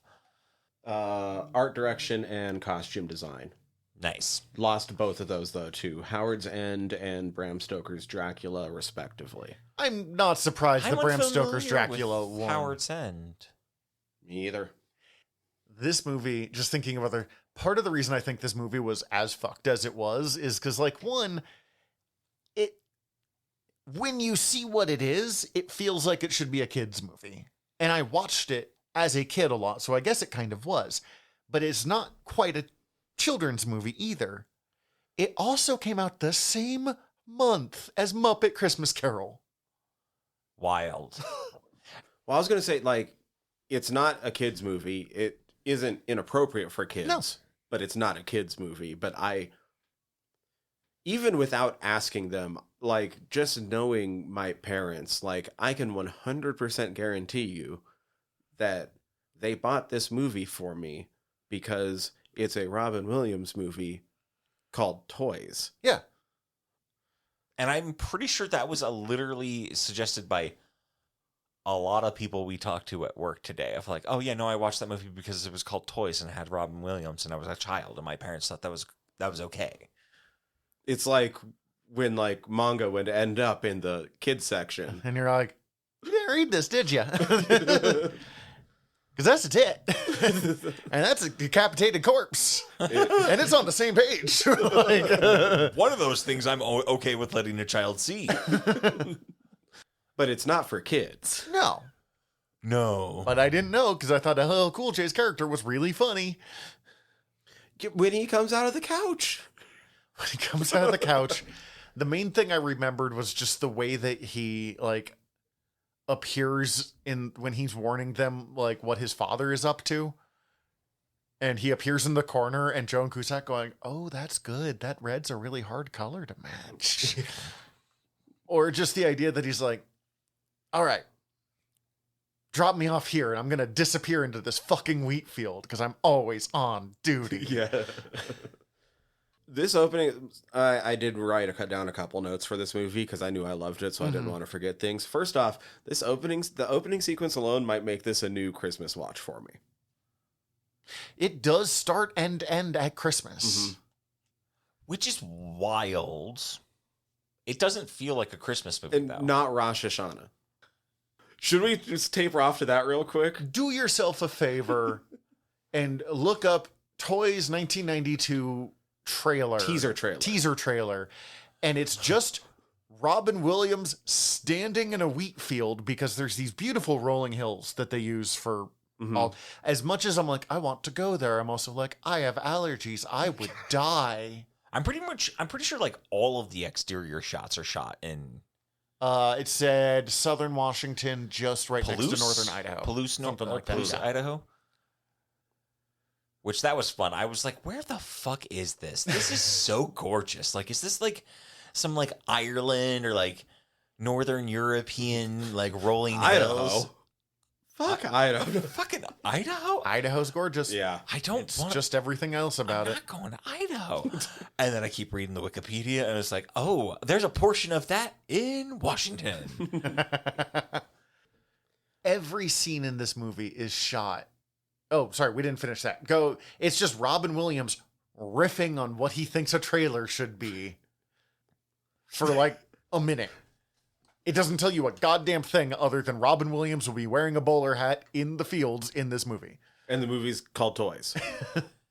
And and it strangely is an amazing trailer for this movie. it somehow works better at setting a tone for the rest of the movie than What I imagined the actual trailer was. exactly. And Because the regular trailer, is cut to make it seem like a regular movie. Mm-hmm. Which this is not a regular movie. No, this movie is a piece of art. And, like, yes, I know movies are art. I am not saying that. But, like, they talk about it. This movie is heavily influenced by Dadaism and Surrealism and French. Very specifically, Rene Magritte. Who, Rene Magritte is one of my favorite painters. So all of that super tracks that this movie, like, speaks to me. I remember being about 9 years old. So the age I would have been watching this movie. And seeing, I think it's called The Duality of Images, which is a very famous Magritte painting. And it is a painting of a pipe, just like a smoking pipe. And it says, I forget the French, but ceci n'est pas une pipe. This is not a pipe. Oh, yeah. Oh, that's him? Yeah. I've seen I've seen some of his other work, but he's okay, yeah. And I remember my sister, like, explaining that to me and being like, but it is a pipe. And she's like, but it's not a pipe. And, like, just staring. And I'm sure I was there for, like, less than 5 minutes. But it's the only thing I remember, really, about the Chicago Art Museum when we went there. Like, that is burned into my memory as, like, a really important moment for me as a creative. And this is probably the movie that woke up in me how much I love both, like, absurdism and, like, anti-humor. Yeah. With just, like, how straight they're playing things. There's plenty of jokes in here that they just roll right through. I think the anti-humor and I just did not have that vocabulary yet. I think it's a thing that I still struggle with, and I think that's why it doesn't work on some level for me, is that the anti-humor of it doesn't resonate with me in a way that I love to make it, but I don't get it sometimes. And I will say, as much as we're both like, this movie's incredible, I super get how if this movie doesn't work for you, it's just like, fair. I'm curious, do you know what Dada is? I did at one point, and I'm too baked in this moment to remember. No, you're fine. I do know it's an art style. Or Dadaism is a movement that came out of World War One. That was basically a exploration of the absurdity of life, because it was a bunch of people that saw World War One. So up to that point, the worst experience in human history, dealing with, like, and fucking Europe was fucked after it too, dealing with life is chaos and, like, life is absurd and we don't know what to do with this, and we have these emotions that we're not sure how to, like, process or feel, because even if you have a lot of therapy, you're going to have a lot of emotions like that. And so it was originally like a lot of collage, and it was art without meaning, even though it often really did have a lot of, like, deep meaning. It just wasn't as straightforward as a lot of previous art styles. And it is very primal emotion art. And I think that this is actually, like, this movie should be shown in art history classes, not because it itself is a, like, good example of it, but not that it's like a super important example of it, but it's a really good way of exploring, like, Dada and surrealism and absurdism and, like, again, Magritte, fucking Robin Williams, one looking just fresh in that bowler hat, and it's hard to look fresh in a bowler hat. I'm sorry. As soon as you said Robin Williams, I looked up and I saw him directly on this poster, but it's a different Robin Williams. We can cut that out if we need to, but, like, no, I mean, he is in the room with us. He is in the room. It is Mork from Ork, but but, like, also a huge part of my childhood. I've never actually seen an episode, but just the sheer, I mean, one, how every scene just looks like a Magritte painting, including the rolling hills, including the, like, one hallway that has the, like, astroturf and the rolling hills, clouds, rolling hills, and the this fucking factory makes Wonka's look OSHA approved, right?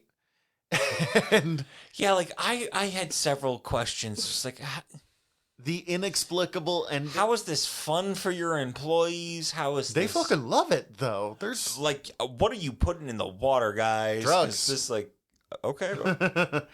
well, and then the very like inexplicable scene at the end where they finish the story and like it ends a little pat, but that's fine. It not in a way that's necessarily bad. And then during the end credits, Robin Williams' dad's gravestone just floats away. Mm-hmm. And it's And the that's song playing. Never explained. Nope, not important. They wanted to film a giant white elephant floating through the air as bubbles came out, so they did. You know, I guarantee what they did is that they had to film, like, they filmed it probably flying in when they flew that in. And the way, and also like looking at the way it's kind of edited, it's like very much like cropped towards the top of the frame. And Yeah, so you can't see the helicopter or So, whatever like, it yeah. is. I feel like that's some advantage footage that they just had that was like, fuck it, let's put that in the credits. Another thing, because watching this made me really realize how much, like, not that this movie influenced stuff we were doing, but how much it, like, fit into the weird stuff that my life was, that, like, hobbies my mom had. And this is going to sound like I'm being mean to my mom, who I thought my mom was versus who she actually was. Because one, there's always that, like, who you think your parents are, and then you grow up and you kind of realize who they actually are. Mm-hmm. Not in a bad way, just, you know, they're a person. And then, like, two, I did not live with my mom. Mm-hmm. I lived with my dad primarily, so I would go visit my mom, and she would take me to the Museum of the Rockies, and we'd go to Rock and Rudy's when she moved to town. Like, that would be, you know, like, little... She was the, like, fun, artsy, wild woman. Mm-hmm. Imagine, and, like, it kind of tied in a lot. But ranging as small as, like, this is not going to be Wild Woman, I guarantee we had multiple of the kinds of tin wind-up toys that they used in. We had so many of those weird little tin wind-up toys. I have a whole box of them in my house somewhere that my dad gave me. So we were in, Mom was collecting them. They were collecting them before this movie would have come out. Like, so, in, like, ranging from, like, the deep high art references that I probably heard my mom talk about because she was a master's in art, to the tin toys, to remembering watching this on the couch with her. I don't always have the easiest relationship with my mom, but, like, this really brings in the memories of my mom as a kid when she was, like, the cool one, the free spirit. Yeah, I just I don't know. I ended up watching it a ton, mostly because it was Robin Williams at first. That's fair. No, Aladdin was my jam. I made my dad actually, like, transcribe the lyrics to all of the songs from Aladdin from Damn. watching the movie. I've met your dad. He's such a nice man. Yeah, your dad's really nice. My dad would have been like, no. Well, I was also, like, kind of like the star choir kid. He was encouraging you. So, yeah.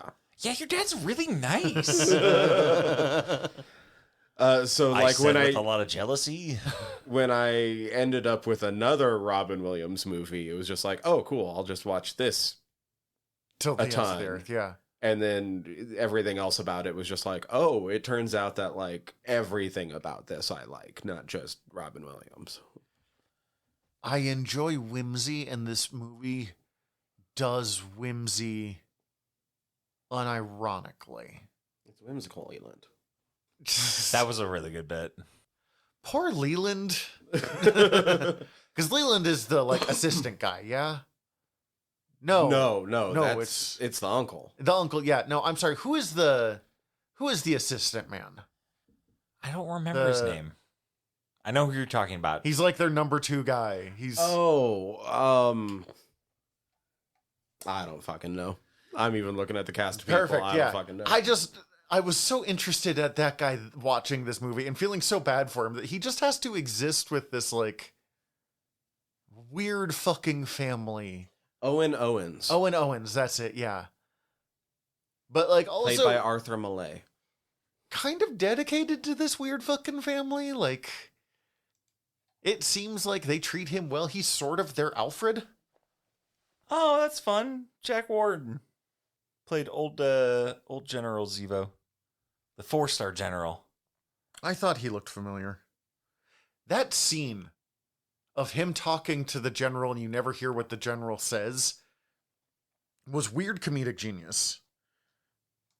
For some reason, though, the movie or the scene, the joke that made me laugh probably the most, or just not laugh the most, because it's not a laugh out loud joke, but the one that like kind of always tickles me is like his dad had the hidden laughing thing in his coffin, and they're like, it's okay, it'll die in a few hours, and they go on their way, and then they go visit him like half a movie later, so it's like 6 months. And it's He's still gonna.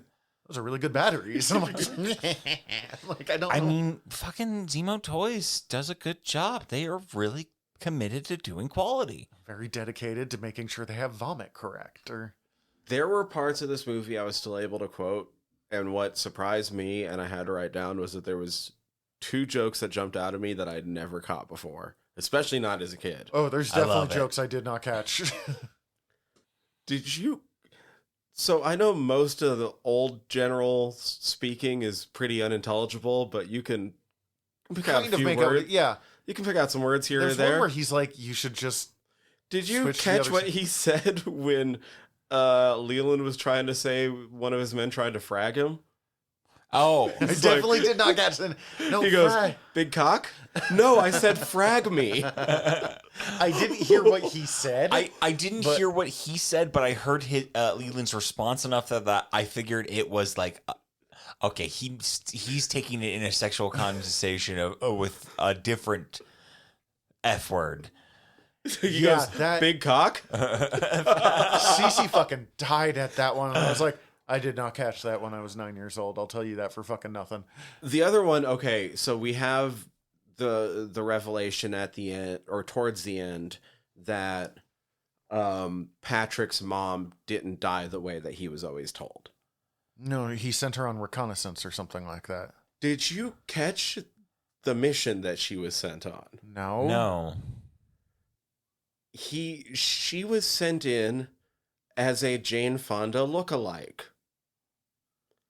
Think about what Patrick's mom must look like for Patrick to be Michael Gambon's kid. Yeah, it is wild that we just accept that LL Cool J is. I had that thought. I was like, who the fuck is his mom that he looks this way? I mean, maybe they grew up on a military base somewhere. The joke being of once again, Patrick is LL Cool J. So his mom was black and was sent in on this mission that got her killed as a Jane Fonda lookalike.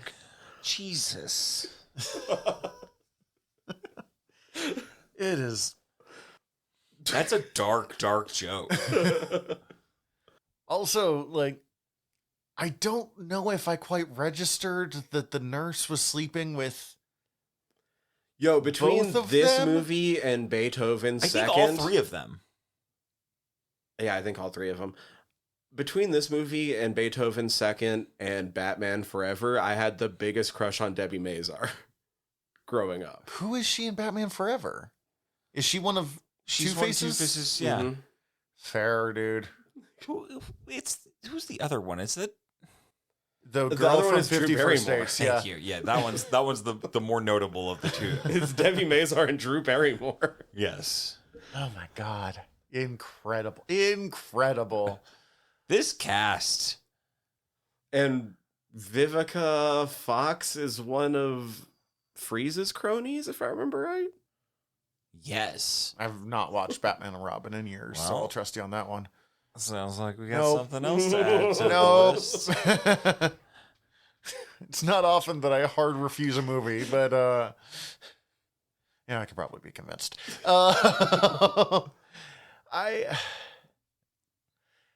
This is a movie that I am having trouble on some levels talking about because the things I love most about the movie are the visual. Or just watching the movie. Yes, it is. Whether you like the movie or not, and I, as much as I love this movie, as I said, I agree with you if you're like, if this movie doesn't work with you. This How movie's about- weird as fuck. I recommend watching it. It is gorgeous from shot to shot to shot. There's not a single... How about how adorable Robin Williams and Robin Wright's fucking first lunch together is? Every scene with them. Yeah, they're pretty adorable. Their chemistry's pretty great. Also, everything I Robin do Wright think wears, they that did- like almost like circus coat that she's wearing in her first scene with him, and like It's weird that they fuck in this movie, though. they do absolutely fuck in this movie. I don't even think it's weird. I think they absolutely have the kind of chemistry. No, it's not weird. It's not weird that It's they weird fuck. because the movie is on the edge of being a kid's movie. That's why it's weird. I remember, and it was interesting watching that. It's fine they fucked. I don't want to shame Jamie them. Foxx is being weird when he's listening He's being in. really weird about that. I did not necessarily. I obviously caught it. I didn't catch that. I was just seeing as a kid. I was like, oh, there was okay, and like didn't really think about it too much. Watching as an adult, I'm like, Oh, creepy. Jamie. Yeah, you're a creep, Jamie Foxx. I also get it, but also like creepy, but like, okay. As I said, I watched this movie pretty young, so it's before I was like in my like tits phase. Mm-hmm. But I think this was one of the first movies where I like. You were really hoping that she was going to show a little bit more. Not even. But it was making me feel things that I didn't necessarily understand yet. Like we talked about the first time I watched, or many of the times I watched Batman Forever, and it's the like attempting to seduce him at the bat signal scene. And I was like, I'm too young to like get horny from this because child and you. But like, oh, you know, those first kind of awareness of like interesting. And Well- this scene, and then watching it, I was like, there's fucking nothing in this scene. Like, there is. What's kind of funny about this movie is that her character opposite any other character, she's the manic pixie dream girl. Mm-hmm. But she's opposite Leslie Zevo. So she's The chill one. grounded, chill one. she's like the one who can bridge him into reality. She's just weird enough that she can talk. She can translate to normal people. Which actually makes her. Admittedly, she does not get a lot to do in this movie. No. She has legitimate chemistry with Robin Williams. Also, They're kind really. of weird that his dad hired her the day before he died and was like, "I really hope you meet my son," and then dies. Like, and that's the only setup. Dude, Dad was a fucking chess master. Dad was playing a long game and wanted his son I to don't fuck. think he, like, The games that the factory turned out were not the only games that Dad was playing. I don't He was playing the game. think of that he was like, love. I'm hiring you so you'll fuck my son. But I think he was like, this is a weird lady that I'm hiring just because whatever. Man, you're gonna like Leslie. I love that he stuck his fucking pacemaker to the whirly hat. He tries to spin it. It's both fucked up and really funny. Oh my god. Just the way that it opens, God, everything about it is whimsical. It's whimsical. Yeah, like as much as it didn't resonate with me at the for this watch. Like I still enjoyed it. I think it's worth watching if you can find it. I'll also never forget Michael Gambon fucking shooting his own foot. That whole scene is perfect. Ranging from like, wouldn't a fly swatter be better, sir? And then basically just almost shooting his. Oh, and the speech to the toys. This is the beginning of the end. Beginning of the beginning. Beginning of the beginning. And then like doing an one. Okay, I have questions about the drones because it has some of the weirdest. Yo, the helicopter drones are pretty dope, right?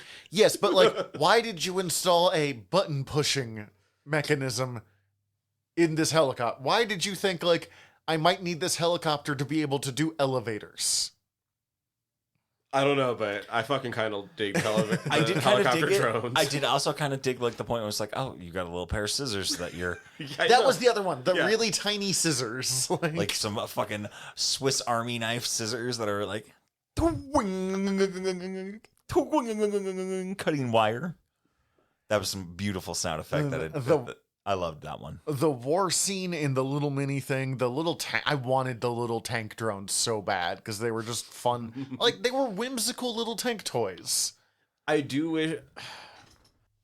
I kind of wish that they would have looked more like the tank drones that were drawn up that we saw in the meeting where Michael Gambon gets all pissed off about the toy designs.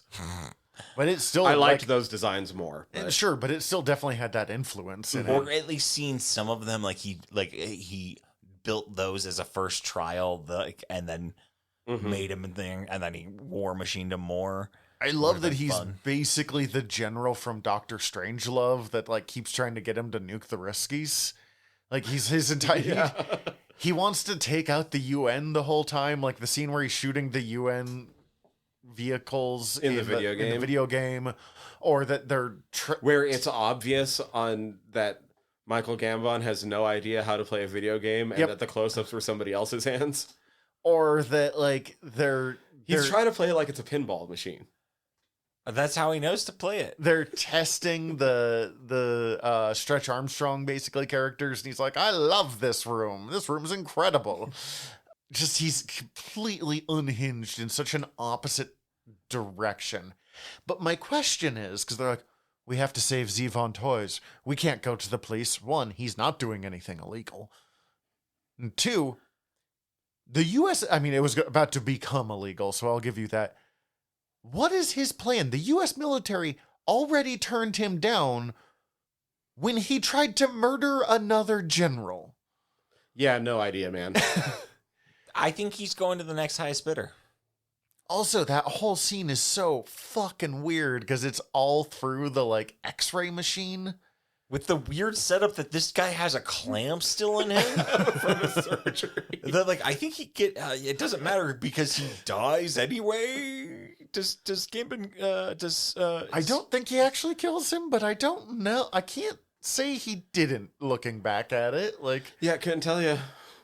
Couldn't tell you. and they just like have them all march out into the fields in their underwear, so there's no way that they'll be tracked through security or whatever. Well, You the know underwear what? so that nobody's wearing a wire, and there's no moles, and then It That- looks funny, but better than a signal chat. You know, yeah, oh my god. This movie is both prescient and somehow less absurd than the reality we find ourselves in, but here we all are. Also, they just kind of sort of created the Dianoga from Star Wars. The trash compactor monster is where yeah. Cece and I both went to for the, I don't remember The what sea it's called. swine? The sea spine, yeah. yeah, I have no idea what that thing was supposed to be. That fucking was a weird. What was the bit with that? Why was that created? It was Because like an amphibious slug with guns. that had its own alternate power source. Yeah, something weird. I don't fucking know. None of this movie makes sense, including they're like, this is how we'll fight them. We'll distract them with the toys. And then it's the world's saddest war scene of the little Saving toys. Private Ryan, but with toys. Of the little toys being blown up, and it shows like a penguin being exploded, and I'm like about to cry. And then it's the little girl being like, the little wind up toy of like the girl being like bit by the dog or something, and Oh, you just yeah. see it like running and escaping, and I'm just like, oh no, like But it meant its way out. It escaped. it's the only one that did.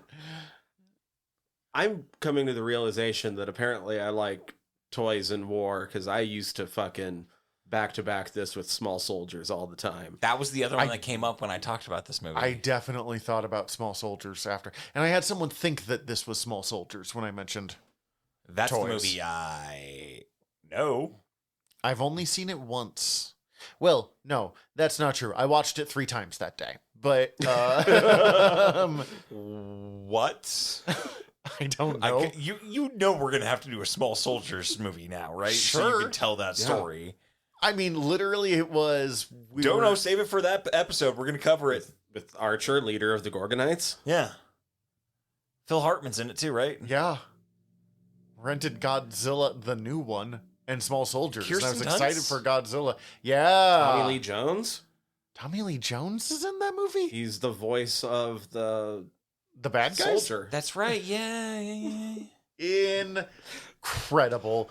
This might. I mean, we're not just going to do movies this year, but I think we're going to do a lot of movies. We're going to this do year. a lot of movies this year, guys. I've got a couple of other movies I want us to do.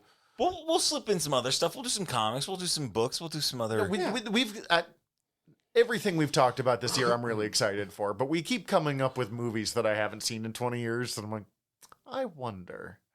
We should do Warriors of Virtue. We should absolutely. I love not do Warriors of Virtue. Right over my head. I have no fucking clue what that is. Kind of if you admit the Forbidden Kingdom with Teenage Mutant Ninja Turtles, but they're, I guess, kangaroos instead. Yeah, that's a good way to explain it. And they're based off the 5 Eastern elements. Oh, I'm so sorry, honey, if I just made us have to watch Warriors of Virtue, which I thought was fucking rad. Yes. You mean that is fucking rad. It's supposed to be a legendarily bad movie. It's on Pluto TV right now, It apparently. is also, I am told, just a fever dream. A movie that I went and saw in theaters. Oh my We will God. save it. Yeah, do we have anything else on toys? Like, it's just... Go watch it. It's beautiful. Even if you don't like it, it's beautiful. It's these people had an idea and they believed in it, and whether it worked or not. Oh, you're seeing the cast right now, aren't you? No, I'm seeing images. I was trying to just thumb through some images on IMDb of Warriors of Virtue, and what the fuck is this? It was one of those movies that, like, I kind of thought I had made up until I mentioned it and someone else remembered it. Are these? Okay, so why are kangaroo? Don't know. We'll have to watch the movie again. Fuck! Why do I have to watch this movie now? I'm excited. Okay. That's all I got. Yeah, I'm excited. watch Toys. It's absolutely beautiful, and I'm really gonna apologize for some of the other things that we're gonna try to convince you to watch later on. But I mean, we've already tried to convince you to watch Craven, so like, yeah. Actually, yeah, watch this. Go. Fuck, we've tried to get you to watch Craven. This movie's incredible. Go watch this. Craven was.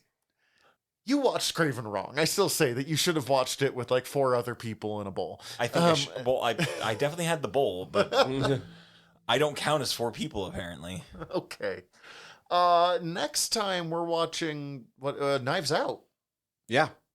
Hell yeah. So yeah, that's we're getting to the end of our weird little movie thing, although it's not the end of our movie thing. It's a murder mystery, and it's easier to comprehend than this movie that we just talked about.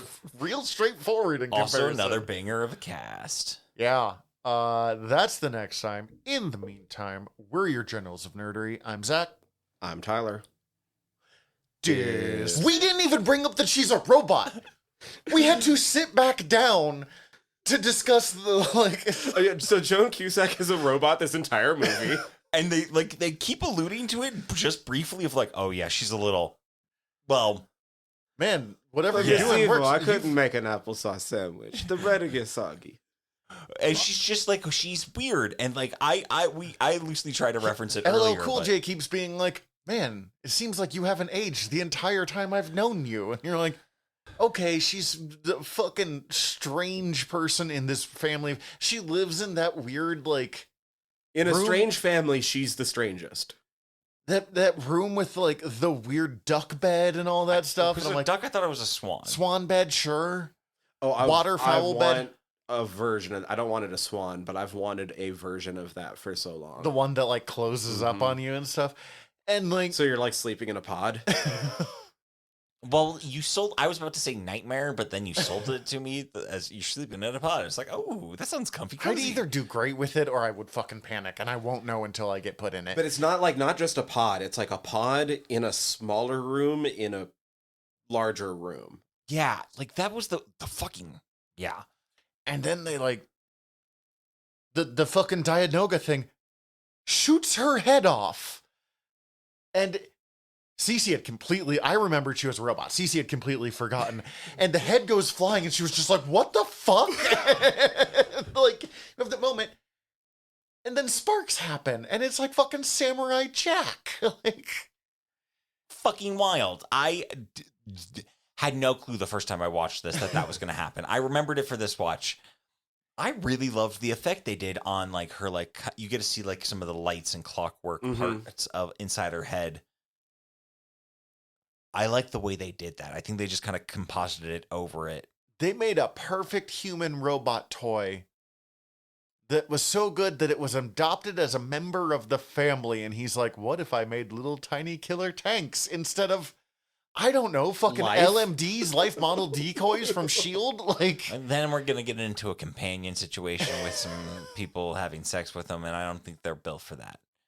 better than sending his white wife or his black wife off for a Jane Fonda impersonation. Yeah, that's less problematic somehow, actually. So I guess we could do it. Or his wife looked like Jane Fonda and cheated on him to make the son. But either way, no matter what, there's something hinky going on there. Not important. And then you're like, oh my God, she died. Is this really like kind of beautiful, sad scene where he's talking to his sister and he's making her like laugh and stuff at the end? They kind of treat it like a she's dying scene, but everything is like, no, we're gonna fucking. He can fix her. It'll be fine. Oh no, this is sad, but like, don't worry about it. We can just rebuild her. And like, there's the whole movie. He's so in love with his sister.